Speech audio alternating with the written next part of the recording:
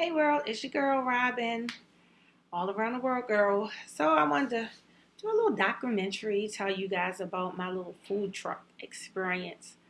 So let's see, back in November I started I purchased the cutest little pink thing, retro 1985 Toyota camper, and I was set out to become a food trucker. Well, I tell you, it's been quite an experience. So to no fault of the person that sold me the food truck because I got it off of Craigslist for a great deal. And this truck has by far did the job for what I paid for it. I paid $12,000 for the Toyota camper. It pretty much had the necessities. It passed inspection pretty well. Only issue I was having with the truck is they put the truck together themselves. So they wired it a little weird and nobody quite understands how it's ran. It's ran off of what do you call these things? Inverters, which have been the life and death of me of learning this truck, literally. But now me in this truck has a bond, so when it do whatever it do, I pretty much know what to do. Because I was blessed to find a mechanic that learned the truck and showed me what to do and could walk me through it, or I could tell him what the truck was doing and he knew what needed to be replaced, what needed to be done. So I haven't spent a large amount of money into this truck, and I've gotten through the year I was down. I came out on my mother's birthday. I wanted to dedicate my opening to my mother, Dido. So I came out on her birthday, April 17th, 2016.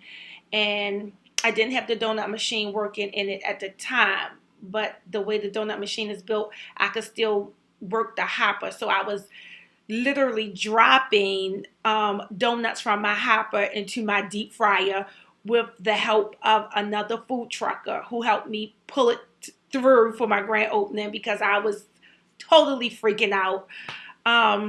But it wasn't, the gas lines wasn't hooked up correctly. So it took me about 3 months of doing research and calling everybody in the world. And I finally posted on the food truck website what kind of trouble I was having.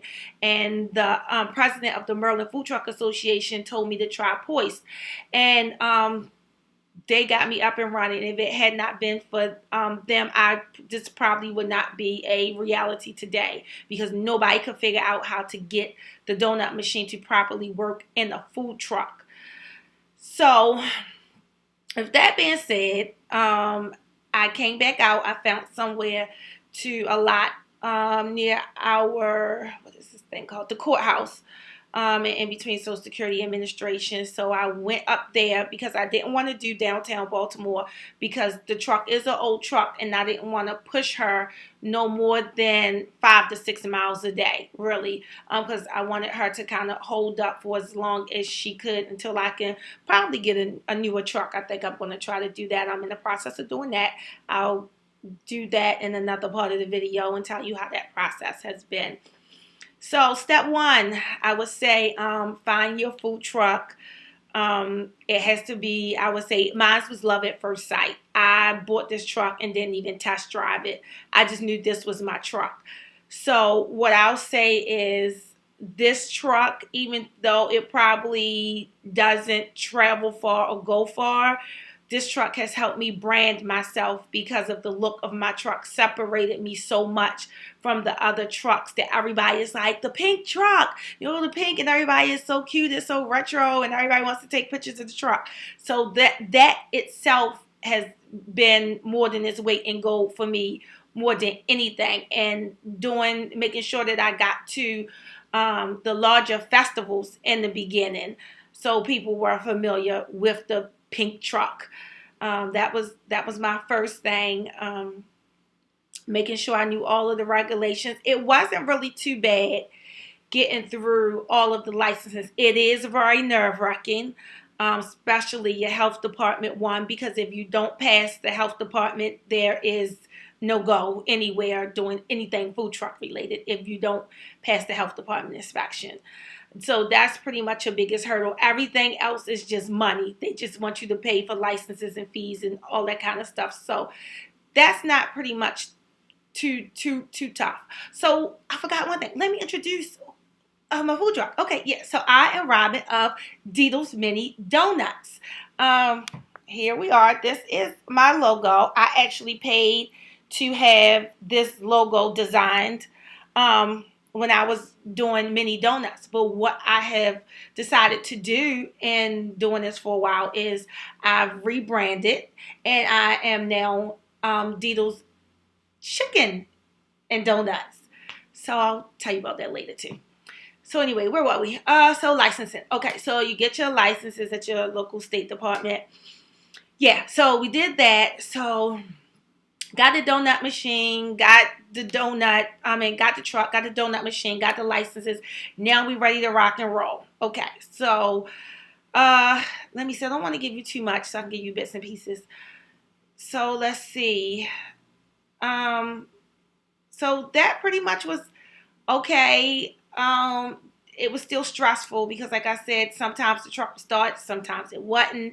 It wouldn't start. I had to cancel some events, and that's another thing you have to be really careful of when you're buying a food truck.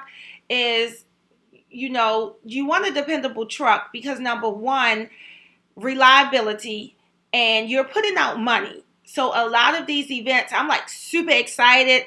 I'm trying to register for all kinds of events, and one of the events was I paid $800 to get into. It was one of the larger events here, and some of them was 200, some of them was 300.